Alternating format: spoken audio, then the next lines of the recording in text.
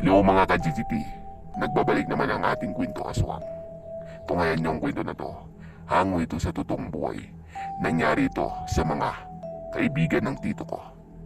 Habang nagiinuman sila sa kanilang ginawang barong-barong malapit sa palayan.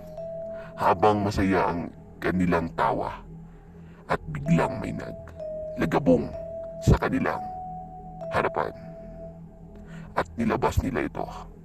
Nakita nila ang isang nilalang na malaki at may bitbit na karabaw. Isang mata at maraming ngipin. At tumakbo sila. Takbo! Takbo! At sabi nila, isa daw bungis-ngis ang kanilang nakita.